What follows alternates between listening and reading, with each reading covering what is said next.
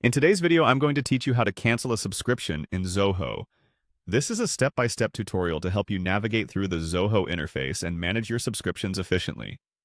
By the end of this guide, you'll know exactly what to do if you ever need to discontinue a service within Zoho. Let's dive in. First, we need to head over to Zoho Books, your central hub for managing finances and subscriptions. Simply open your preferred web browser and type in the Zoho Books URL.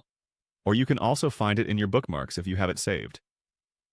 Once you reach the home page, make sure you're logged into your account to access all settings and subscription details. If you're not logged in, enter your login credentials. With Zoho Books open and ready, our next step is to locate and click on the Settings option. You'll typically find this in the upper right corner of the Zoho Books homepage. The Settings menu is crucial as it allows you to customize and manage your Zoho experience, including handling subscriptions. After accessing the Settings menu, your next move is to find the Manage Subscription option. This step is vital as it takes you directly to the page where all your active subscriptions are listed. Selecting Manage Subscription will open a new page displaying these details clearly, offering you an overview of what services you are currently signed up for.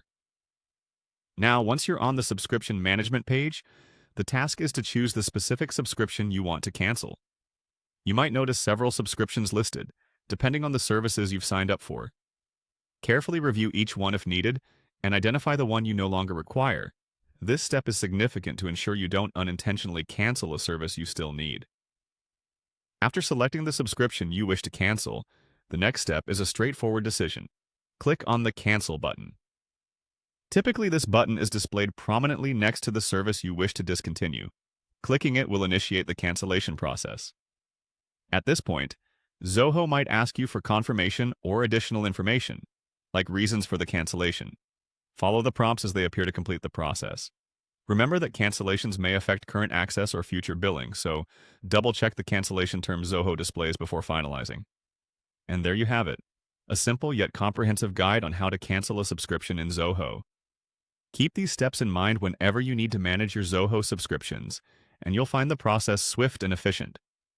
Thank you for watching, and if you found this video helpful, don't forget to like and subscribe for more Zoho tips and tutorials.